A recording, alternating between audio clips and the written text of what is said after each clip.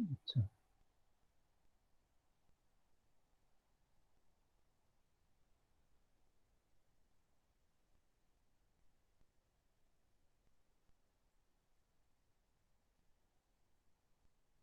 এক minute.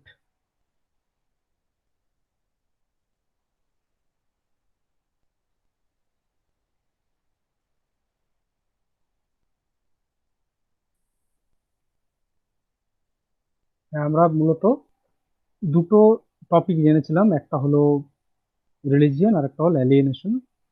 Alienation আমরা জেনেছি কিভাবে এই ক্যাপিটালিস্ট সোসাইটিতে বা পুঁজিবাদী সমাজে কিভাবে শ্রমিকেরা বা যাদেরকে আমরা প্রলেতারিয়েট বলছি মার্ক্সিয়ান পরিভাষায়, তারা কিভাবে অ্যালিয়েনেটেড বা বিচ্ছিন্ন হয়ে পড়ছে, এটা আমরা জেনেছি। এবং চারটা কম্পোনেন্টের কথা বলেছি আমরা, সেগুলো আর আজকে আলোচনা করছি না আমি। এবং রিলিজিয়ানে আমরা জেনেছি যে মার্কস ধর্মকে একটা ইলিউশন বলেছেন, রিলিজিয়নকে আফিম বলেছেন, যেটা মানুষকে ভুল পথে মিসগাইড করে। তার সাথে সাথে তিনি এটাও বলেছেন যে religion the heart of the heartless world and the soul of the soulless condition. তাই তো, এগুলো আমরা জেনেছি। আর যেটা আমরা জানবো সেটা হলো স্ট্রাকচার সম্পর্কে মার্কসের বক্তব্য, which is very important here. তো স্ট্রাকচার বলতে আমরা কি বুঝি, বা কাঠামো বলতে কি বুঝি, সোশ্যাল স্ট্রাকচার বা সমাজ কাঠামো বলতে কি বুঝি? না, কাঠামো বলতে একটা সমগ্রকে বোঝায়, যে সমগ্রটা কতগুলো পার্ট বা কতগুলো অংশতে বিভক্ত থাকে। ঠিক আছে? যেমন ধরো হিউম্যান বডি বিভিন্ন পার্ট রয়েছে, তাই তো, যে চোখ, নাক, কান, হাত, পা, এই অর্গানগুলো, এই যে বিভিন্ন পার্ট গুলো রয়েছে, এই পার্ট গুলো মিলে একটা হিউম্যান বডি স্ট্রাকচার গঠন করছে। এবং প্রত্যেকটা পার্ট বা প্রত্যেকটা অংশ, প্রত্যেকের মধ্যে একটা নির্দিষ্ট ধরনের রিলেশনশিপ দেখা যায়। ঠিক আছে? অর্থাৎ কাঠামো বলতে বা সোশ্যাল স্ট্রাকচার বলতে বোঝাচ্ছে একটা সমগ্র, যেগুলো কতগুলো অংশে বিভক্ত রয়েছে, কতগুলো পার্টে বিভক্ত রয়েছে, এবং প্রত্যেকটা পার্টের মধ্যে একটা ইন্টার কানেকশন বা ইন্টার রিলেশনশিপ দেখা যায়। কার্ল মার্কস এই সমাজ কাঠামোকে দুটো ভাগে ভাগ করেছেন। কার্ল মার্কস সমাজ কাঠামো বা সোশ্যাল স্ট্রাকচারকে দুটো ভাগে ভাগ করেছেন। একটা হলো বেস, আর একটা হলো সুপারস্ট্রাকচার। বেস বা ভিত্তি, আর একটা হলো সুপারস্ট্রাকচার বা বাংলাটা হলো উপরিকাঠামো। বেস কোনটা, সমাজের ভিত্তি কোনটা? সমাজের ভিত্তি হচ্ছে মোড অফ প্রোডাকশন বা উৎপাদন ব্যবস্থা। ঠিক আছে? এবং সুপারস্ট্রাকচার হচ্ছে এভরিথিং এলস, বাকি সমস্ত কিছু হচ্ছে সুপারস্ট্রাকচার। অর্থাৎ রিলিজিয়ন, লিটারেচার, স্টেট, পলিটিক্স, ল, এই সমস্ত কিছু হচ্ছে সুপারস্ট্রাকচার। ঠিক আছে? আর সমাজের বেস হচ্ছে ইকোনমি বা মোড অফ প্রোডাকশন, যেটা হচ্ছে ইকোনমি। ঠিক আছে? বেস আর সুপারস্ট্রাকচারটা কি না, আমরা জানি যে ধরো একটা বাড়ি তৈরি হলে ভিত দিতে হয়, তাই তো?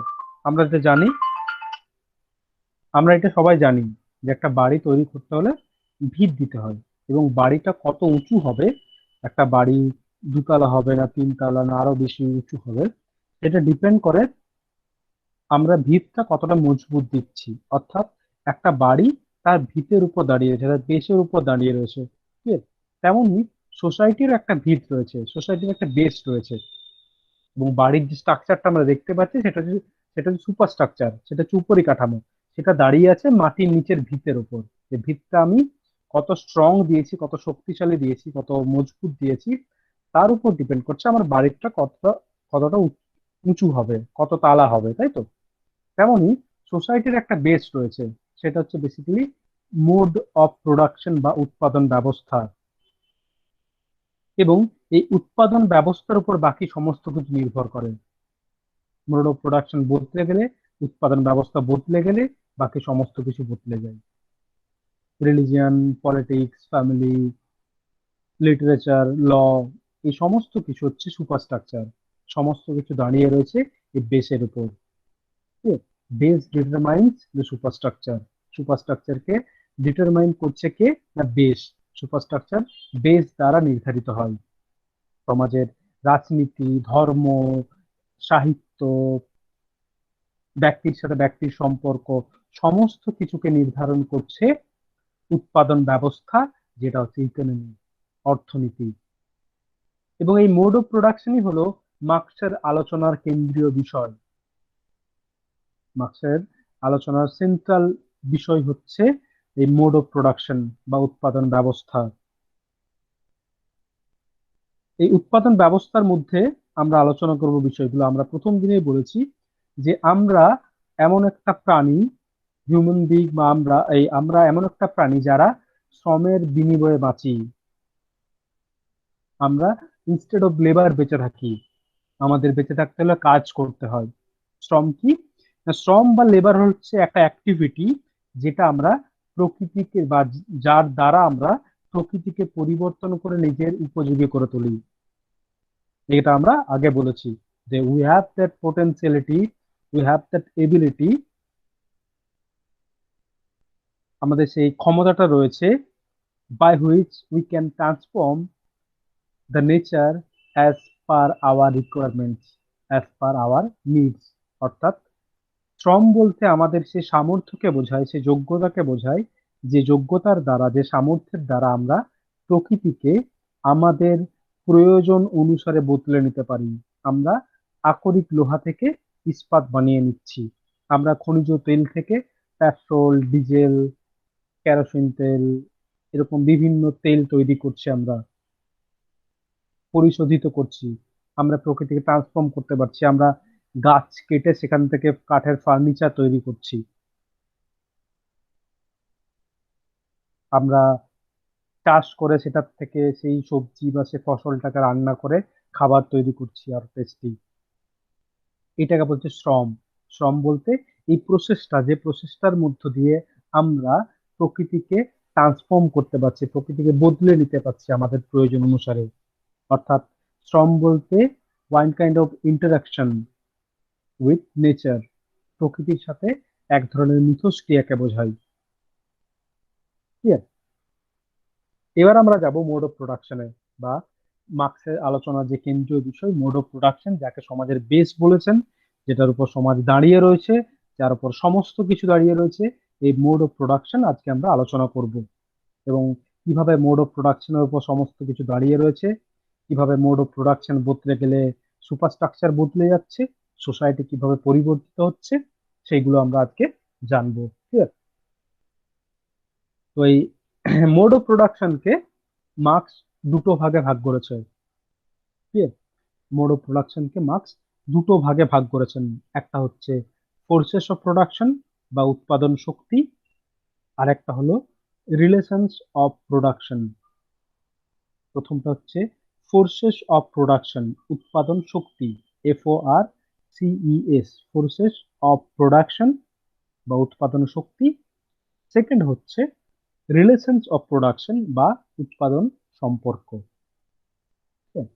প্রথমে আমরা ফোর্সেস অফ প্রোডাকশনটা জানবো। এগুলো ক্লাসে হলে খুব সুবিধা হতো, আমি বোর্ড ওয়ার্ক করতে পারতাম, তোমরা বুঝতে পারতে। আর এখানে হয়তো একটা বলছে আর একটা ভুলে যেতে পারছো, বা আমিও বুঝতে পারছি না আদৌ তোমাদেরকে বোঝাতে পারছি কিনা কতটা। স্যার এখানে ইনবক্সে লিখে দিন। ইনবক্স আমি লিখবো না, পড়াবো।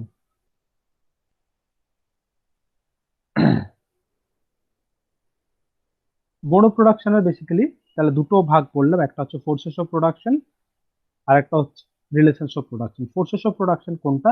প্রসেস অফ প্রোডাকশনের বাংলা হচ্ছে উৎপাদন শক্তি। ক্লিয়ার? উৎপাদন শক্তি হচ্ছে একটা নির্দিষ্ট সমাজের মানুষের স্কিল, টেকনোলজি হলো ফোর্সেস অফ প্রোডাকশন। অর্থাৎ উৎপাদন করার জন্য যে শক্তি বা যে যে রিকোয়ারমেন্টস প্রয়োজন, যে যে উপকরণ প্রয়োজন, সেগুলো হচ্ছে উৎপাদন শক্তি। যেমন ধরো ইস্পাত তৈরি হবে, ইস্পাত তৈরির জন্য কি কি প্রয়োজন? ইস্পাত তৈরির জন্য প্রয়োজন আকরিক লোহা, কিছু টেকনোলজি, কিছু টুলস এবং হিউম্যান লেবার। এইগুলো মিলিয়ে আকরিক লোহা থেকে ইস্পাত তৈরি করবে। বা ধরো চাষ, আমি ধান চাষ করব, ধান চাষের জন্য কি প্রয়োজন? জমি প্রয়োজন, চাষযোগ্য একটা জমি প্রয়োজন, বীজ প্রয়োজন, সার প্রয়োজন, জল প্রয়োজন, এবং হিউম্যান লেবার, মানুষের শক্তি, কিছু লেবার প্রয়োজন, যারা এগুলোকে প্রয়োগ করবে জমির উপর এবং প্রসেসটা কন্টিনিউ করে ধান উৎপাদন করবে। উৎপাদন শক্তি হচ্ছে এইগুলো, যে একটা নির্দিষ্ট সমাজে মানুষের স্কিল, টেকনোলজি, এগুলো যেগুলোর দ্বারা আমরা উৎপাদন করছি। তো, যে আমার কাছে যদি জমি না থাকে, আমি ধান উৎপাদন করবো কিভাবে? জমিও আছে, সারও আছে, কিন্তু হিউম্যান লেবার নাই, হিউম্যান বিং নেই, শ্রমিক নেই, তাহলে উৎপাদন করবে কে? ঠিক আছে? এটা হচ্ছে প্রসেস অফ প্রোডাকশন, উৎপাদন শক্তি, যা যেটার দ্বারা আমরা উৎপাদন করছি। ঠিক আছে? বোঝা গেল বিষয়টা? এবার আসছে উৎপাদন সম্পর্ক বা রিলেশনস অফ প্রোডাকশন। এটা কি না, এটা হচ্ছে উৎপাদনের যে উপকরণগুলো বললাম, অর্থাৎ ধান চাষের জন্য জমি প্রয়োজন, বীজ প্রয়োজন, সার প্রয়োজন, ট্রাক্টর প্রয়োজন, এই যে উপকরণগুলো বললাম, এই উপকরণগুলোর উপর ভিত্তি করে মানুষের সাথে মানুষের সম্পর্ক। ঠিক আছে? অর্থাৎ যে কোনো প্রোডাকশনের যে ম্যাটেরিয়ালস লাগছে, সেই ম্যাটেরিয়ালস গুলোকে বেস করে হিউম্যান বিং এর মধ্যে রিলেশনশিপ হচ্ছে রিলেশনস অফ প্রোডাকশন। যে এবং এই রিলেশনস অফ প্রোডাকশনটাই মূলত ক্লাসকে ডিফাইন করে, শ্রেণীকে নির্ধারণ করে। অর্থাৎ উৎপাদনের উপকরণের মালিকানার ভিত্তিতে, যেমন বললাম যে ফর যে রিলেশনস অফ প্রোডাকশনটা আমি আরেকবার বলছি, রিলেশনস অফ প্রোডাকশন হচ্ছে এই যে উৎপাদনের শক্তি বললাম না, যে উৎপাদনের জন্য কি কি প্রয়োজন, চাষ করার, ধান উৎপাদন করার জন্য বীজ প্রয়োজন, সার প্রয়োজন, ট্রাক্টর প্রয়োজন, জমি প্রয়োজন, এইগুলোর উপর বা এইগুলোর এর উপর হিউম্যান লেবার অ্যাড হয়ে সেখান থেকে আমরা ধান উৎপন্ন করছি। রিলেশনস অফ প্রোডাকশন হচ্ছে এই যে উপকরণগুলো বললাম আমি, বীজ, সার, ট্রাক্টর, জমি, এগুলোকে কেন্দ্র করে মানুষের সাথে মানুষের সম্পর্ক। সেটা কি ধরনের? একটা শ্রেণী যার মালিকানা রয়েছে, যার নিজের জমি রয়েছে, যার নিজের ট্রাক্টর রয়েছে, যার নিজের সার কিনতে পাচ্ছে। আরেকটা শ্রেণী যেগুলো পাচ্ছে না, যে লেবারটা দিচ্ছে। ক্লিয়ার? অর্থাৎ উৎপাদন সম্পর্ক বা রিলেশনস অফ প্রোডাকশন হচ্ছে উৎপাদনের যে উপকরণ, সেই উপকরণের যে মালিকানা, সে মালিকানার উপর ভিত্তি করে রিলেশনস অফ প্রোডাকশন তৈরি করছে। একটা দলের মালিকানা রয়েছে, আর একটা দলের মালিকানা নেই। যাদের মালিকানা নেই তারা হচ্ছে শ্রমিক শ্রেণী, তারা হচ্ছেন প্রোলেতারিয়েট। যাদের মালিকানা রয়েছে তারা হচ্ছে ক্যাপিটালিস্ট, বা তারা হচ্ছেন পুঁজিপতি শ্রেণী, তারা হচ্ছে মালিক শ্রেণী, তারা হচ্ছে বুর্জোয়া। বোঝা গেল বিষয়টা? আমি আরেকবার বলছি, মোড অফ প্রোডাকশনকে দুটো ভাগে ভাগ করা হচ্ছে। একটা হচ্ছে ফোর্সেস অফ প্রোডাকশন, সেটা কি? উৎপাদন শক্তি। উৎপাদন শক্তি কোনটা? না, উৎপাদন শক্তি হচ্ছে উৎপাদনের জন্য যা যা উপকরণ প্রয়োজন একটা নির্দিষ্ট সোসাইটির, মানুষের স্কিল, টেকনোলজি, এগুলো হচ্ছে উৎপাদন শক্তি, যেগুলোর দ্বারা আমরা প্রোডাকশনটা করছি। ইস্পাত তৈরি করার জন্য টেকনোলজি প্রয়োজন, মেশিন প্রয়োজন, আকরিক লৌহ প্রয়োজন, হিউম্যান লেবার প্রয়োজন। এইগুলো মিলে আমরা প্রোডাকশনটা করছি। এগুলো হচ্ছে ফোর্সেস অফ প্রোডাকশন। আর রিলেশনস অফ প্রোডাকশন কোনটা? এই যে উপকরণগুলো বললাম, যে একটা ট্রাক, যে আকরিক লোহা প্রয়োজন, কিছু সার্টেন মেশিন প্রয়োজন, টেকনোলজি প্রয়োজন। এই যে মেশিন, টেকনোলজি, আকরিক লোহা, এগুলোর মালিকানার উপর বেস করে মানুষের সাথে মানুষের সম্পর্ক। একদল মানুষ যার মালিকানা রয়েছে আর যার মালিকানা নেই। যার মালিকানা রয়েছে সে হচ্ছে মালিক শ্রেণী, যার মালিকানা নেই সে লেবার দিচ্ছে, সে পরিশ্রম করছে, সে ওই মালিকের কাছে, ওই প্রোডাকশনের কাছে নিজের শ্রম বিক্রি করে জীবন অতিবাহিত করছে। এরা হচ্ছে প্রোলেতারিয়েট। ক্লিয়ার? তাহলে রিলেশনস অফ প্রোডাকশন নির্ধারিত হচ্ছে উৎপাদনের জন্য যে যে উপকরণগুলো লাগছে, যে যে ম্যাটেরিয়ালস গুলো লাগছে, সেই ম্যাটেরিয়ালস গুলোকে মালিকানাকে কেন্দ্র করে, সেগুলোর মালিকানা আছে না নেই, হ্যাভ আর হ্যাভ নট। মালিকানা থাকলে ক্যাপিটালিস্ট, বুর্জোয়া শ্রেণী, মালিকানা না থাকলে প্রোলেতারিয়েট। ক্লিয়ার? এটুকু বুঝতে পেরেছো নাকি বলো আগে, তারপর আমি পরেরটা যাচ্ছি।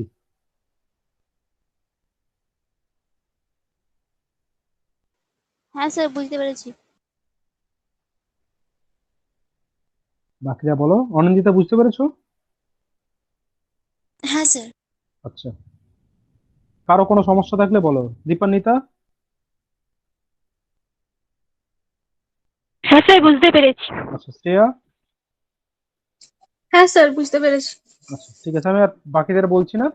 তাহলে বোঝা গেল যে মার্কসের আলোচনার কেন্দ্রীয় বিষয় হচ্ছে মোড অফ প্রোডাকশন। সমাজের মোড অফ প্রোডাকশনকে ঠিক সমাজের বেস বলেছে, সমাজের ভিত্তি। এটার উপর বাকি সমস্ত কিছু দাঁড়িয়ে রয়েছে। এটা আমরা এবারে আসছি এখানে। তাহলে এবং বোঝা গেছে মোড অফ প্রোডাকশনের দুটো ভাগ, একটা হচ্ছে ফোর্সেস অফ প্রোডাকশন আর একটা হচ্ছে relations of production. Forces of production কোনটা? না, সেটা হচ্ছে বেসিক্যালি হিউম্যান স্কিল, টেকনোলজি, এগুলো হচ্ছে ফোর্সেস অফ প্রোডাকশন, যেগুলোর দ্বারা আমরা প্রোডাকশন করছি। আর রিলেশনস অফ প্রোডাকশন কোনটা?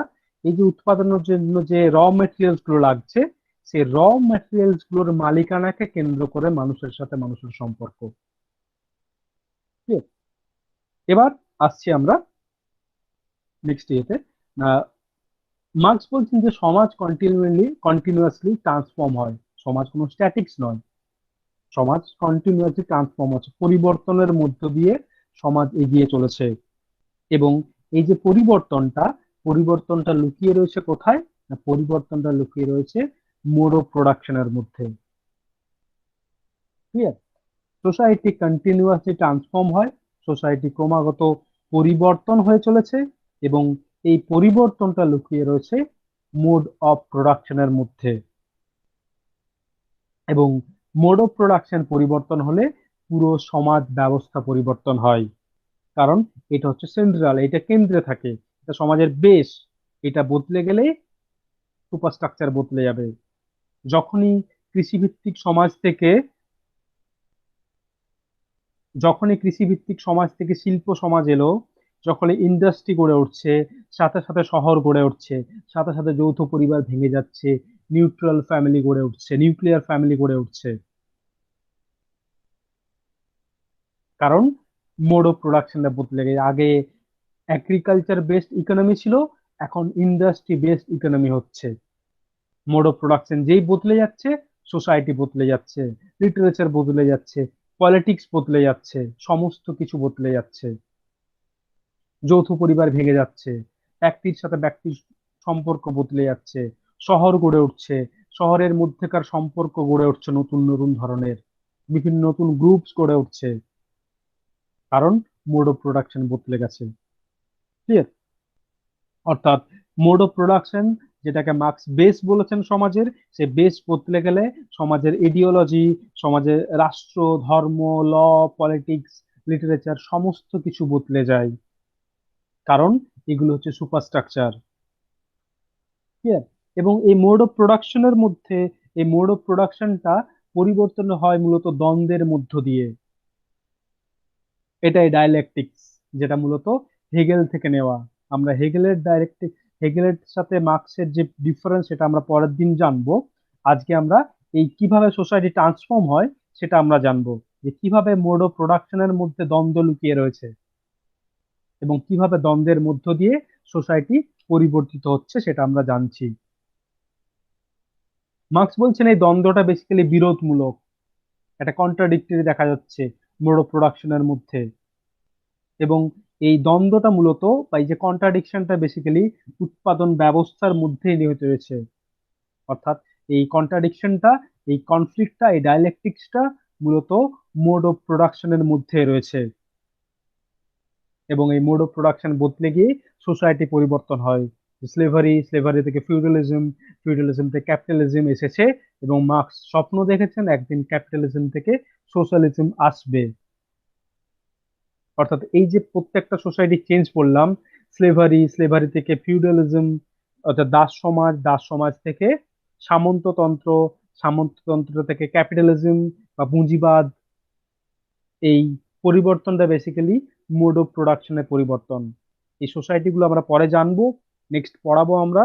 আজ আমরা জানবো যে কিভাবে দ্বন্দ্বটা হয়, কিভাবে সোসাইটি পরিবর্তন হয় দাস সমাজ থেকে সামন্ততন্ত্র বলো বা সামন্ততন্ত্র থেকে পুঁজিবাদ বলো, অর্থাৎ একটা সোসাইটি থেকে আর একটা সোসাইটি যে ট্রান্সফর্ম হচ্ছে, বোধ পরিবর্তন হচ্ছে, সেই পরিবর্তনটা কিভাবে আসছে? পরিবর্তনটা আসছে দ্বন্দ্বের মাধ্যমে, এবং দ্বন্দ্বটা কিভাবে থাকছে মোড অফ প্রোডাকশনের মধ্যে, সেটা আমরা জানবো। মার্কস বলছেন এই যে মোড অফ প্রোডাকশনে দ্বন্দ্ব বেসিক্যালি দুই ধরনের দেখা যায়। একটা হচ্ছে হ্যাভ আর হ্যাভ নটের দ্বন্দ্ব, অর্থাৎ মালিক আর শ্রমিকের মধ্যে, অর্থাৎ এই রিলেশনস অফ প্রোডাকশনের মালিকানা যার রয়েছে তার সাথে মালিকানাহীন হ্যাভ নট যাদের বলছেন মার্কস, তাদের দ্বন্দ্ব, হ্যাভ আর হ্যাভ নটের। আরেকটা হচ্ছে ফোর্সেস অফ প্রোডাকশনের সাথে রিলেশনস অফ প্রোডাকশনের দ্বন্দ্ব, হুইচ ইজ ভেরি ইম্পর্ট্যান্ট, এবং এটা ভালো করে একটু বুঝে নাও। ক্লিয়ার? প্রথমটা মালিক শ্রেণীর সাথে হ্যাভ আর হ্যাভ নটের মধ্যে মালিকানা রয়েছে, মালিকানা নেই, এদের মধ্যে একটা দ্বন্দ্ব দেখা যাচ্ছে। ক্লিয়ার? যে যারা হ্যাভ তারা তো সবসময় হ্যাভ নটদের এক্সপ্লয়েট করে, এবং একটা সময় পর এই হ্যাভ নটরা এই এক্সপ্লয়েটেশনের বিরুদ্ধে রেভলিউশন করে, বিপ্লব করে, দ্বন্দ্ব করে। এটা এক ধরনের দ্বন্দ্ব।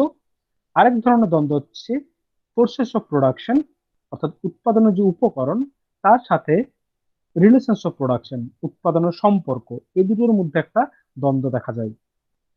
দ্বন্দ্বটা কিরকম? না, দ্বন্দ্বটা হচ্ছে মার্কস বলছেন যে মানুষের স্কিল, ক্যাপাসিটি এগুলো সময়ের সাথে সাথে বাড়তে থাকে, যার সামনে বাধা হয়ে দাঁড়ায় পুরাতন বা প্রচলিত রিলেশনস অফ প্রোডাকশন। ধরো আজ থেকে 20 বছর আগে যে পদ্ধতিতে, যে মেথডে কৃষিকাজ হতো, আজ কিন্তু সেই মেথডে হয় না। আজকে ধান ঝাড়ার জন্য হারভেস্টার চলে এসেছে, ট্রাক্টর চলে এসেছে লাঙল দেওয়ার জন্য। আজকের দিনে গরুর গাড়িতে টানা লাঙল ইউজ হয় না। আজকে একটা কোনো কনস্ট্রাকশনের জন্য অনেক ইজিলি হয়ে যাচ্ছে। তো একটা বড় কনস্ট্রাকশনে যদি মনে করো ঢালাই হবে, সেখানে ঢালাইয়ের জন্য যে যে ধরো সিমেন্ট, বালি, পাথর এগুলো মাখা হয়, সেই মশলাটা তৈরি করার জন্য কিন্তু আর হাতে তৈরি হয় না, সেটা মেশিন আছে। মেশিনে ফেলে দিলো, সাথে সাথে সেটা আরেকটা মেশিন দিয়ে বেরিয়ে যাচ্ছে, এবং সেটা সাথে সাথে চলে যাচ্ছে উপরে, এবং ইভেন তারা সেটাকে উপরেও পাঠিয়ে দিচ্ছে। সে টেকনোলজি এসে গেছে। অর্থাৎ এই যে মানুষের টেকনোলজি, ক্যাপাসিটি, এগুলো দিনের পর দিন বেড়ে যাচ্ছে বা বাড়তে থাকে, এগুলো ডেভেলপ হচ্ছে। যে 10 বছর আগের টেকনোলজির থেকে আজকের টেকনোলজি অনেক বেশি উন্নত, মানুষের ক্যাপাসিটি অনেক বেশি বেড়েছে। এই যে টেকনোলজি ডেভেলপ হচ্ছে, টেকনোলজি আরো অ্যাডভান্সড হচ্ছে, এই অ্যাডভান্স টেকনোলজির কাছে বাধা হয়ে দাঁড়াচ্ছে, সেটাকে প্রোটেস্ট করছে কারা? পুরাতন রিলেশনস অফ প্রোডাকশনের মালিকেরা। সেটা কি আমি এক্সাম্পল দিয়ে বোঝাচ্ছি। ধরো যে একটা সময়ে গ্রামে কোনো একজন জমিদার, তার গ্রামে প্রচুর পরিমাণ জমি ছিল, ঠিক আছে? এবং সেই জমিতে চাষাবাদ করার জন্য গরুর গাড়ির টানা লাঙল ব্যবহার হতো। তার কাছে এরকম প্রচুর লাঙল ছিল, গরু ছিল, সেইগুলো ভাড়া দিত, বা সে মালিক, যে চাষাবাদের জন্য সেগুলো প্রয়োজন হতো, অর্থাৎ forces of product, relations of প্রোডাকশনের মালিক। এবার ধরো টেকনোলজি বাড়ছে, তো টেকনোলজি বাড়ার ফলে ওই লাঙল ছেড়ে ট্রাক্টর চলে এলো। যখনই ট্রাক্টর চলে এলো, মানুষ যখন ট্রাক্টর ইউজ করবে, ট্রাক্টর ইউজ করলে কিন্তু ওই যে গরুর গাড়ির মালিক, বা ওই যে গরুর গাড়ির গরুর গাড়িতে টানা লাঙ্গলের মালিক, সে কিন্তু ক্ষতিগ্রস্ত হচ্ছে।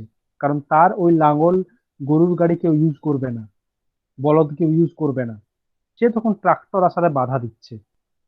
তাই বলছে পুরাতন সম্পর্কের মালিকেরা। ধরো আগে কৃষি বেশ অর্থনীতি ছিল, যখন ইন্ডাস্ট্রি চলে আসছে, মানুষ তো কৃষিকাজ করছে না আর। গ্রামের দেখছে কৃষিকাজ করলে, জমিতে লেবার দিলে যে টাকাটা আমি পাবো, তার তুলনায় শহরে কলকারখানাতে কাজ করলে বেশি টাকা পাবো। তখন ওই গ্রামের যে জমিদার, সে বাধা দিচ্ছে ইন্ডাস্ট্রিতে। কারণ ইন্ডাস্ট্রি গড়ে উঠলে গ্রামের মানুষরা যদি শহরে কাজ করতে চলে যায়, তার জমিতে চাষাবাদ হবে না, ফসল না উৎপাদন করলে তার ক্ষতিগ্রস্ত হবে, সে ক্ষতিগ্রস্ত হবে। নতুন টেকনোলজি তৈরি হলে ওই যে ওই যে বলদগুলো বা বলদের লাঙলের যে মালিক সে ক্ষতিগ্রস্ত হবে, তার ইনকাম কমে যাবে। অর্থাৎ তাই বলছি, ওই যে পুরাতন সম্পর্কের মালিকেরা, এখন তো নতুন সম্পর্কের মালিক তো ট্রাক্টরের মালিক, শিল্প ইন কলকারখানার মালিক হচ্ছে নতুন সম্পর্কের মালিক। পুরাতন সম্পর্কের মালিক অর্থাৎ ওই যে জমিদার, ওই যে বলদে টাঙা বলদে টানা লাঙলের মালিক, তারা বাধা দিচ্ছে এই অ্যাডভান্স টেকনোলজিকে। ঠিক আছে, এখানেই দ্বন্দ্বটা দেখা যাচ্ছে ফোর্সেস অফ প্রোডাকশনের সাথে রিলেশনস অফ প্রোডাকশন, অর্থাৎ উৎপাদনের শক্তির সাথে যে অ্যাডভান্স টেকনোলজির সাথে পুরাতন সম্পর্কের মালিকের একটা দ্বন্দ্ব দেখা যাচ্ছে। এবং এই দ্বন্দ্বের নিরসন হচ্ছে কিভাবে? এই কনফ্লিক্ট ওভারকাম হচ্ছে নতুন উৎপাদন শক্তির মাধ্যমে, যে এগ্রিকালচার বেসড ইকোনমি থেকে ইন্ডাস্ট্রি বেসড ইকোনমি তৈরি হচ্ছে। ক্লিয়ার? এইভাবে দ্বন্দ্বের মধ্য দিয়ে সোসাইটি ট্রান্সফর্ম হচ্ছে। এবং মালিক ও শ্রমিক শ্রেণীর মধ্যে আরেক ধরনের দ্বন্দ্ব দেখা যাচ্ছে, যেটা বেসিক্যালি শ্রেণী সংগ্রাম বা ক্লাস স্ট্রাগলের রূপ নেয়। এবং এই দুটো দ্বন্দ্ব পুরোটার মধ্য দিয়ে সোসাইটি পরিবর্তন হচ্ছে, এবং পরিবর্তন হয়ে একটা সমাজ থেকে আর একটা সমাজ আসছে। ক্লিয়ার? এইভাবেই স্লেভারি, স্লেভারি থেকে ফিউডালিজম, ফিউডালিজম থেকে ক্যাপিটালিজম এসেছে, এবং ক্যাপিটালিজম হচ্ছে লাস্ট ক্লাস ডিভাইড সোসাইটি। বোঝা গেছে বিষয়টা? বলো এবার তোমরা, কোনো প্রশ্ন আছে কিনা?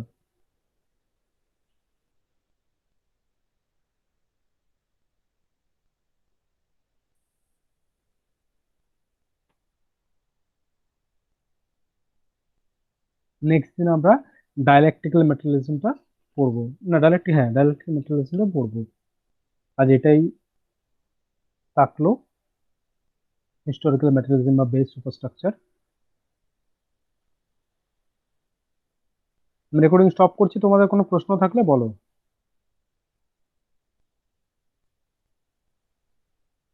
স্যার মার্কসের যে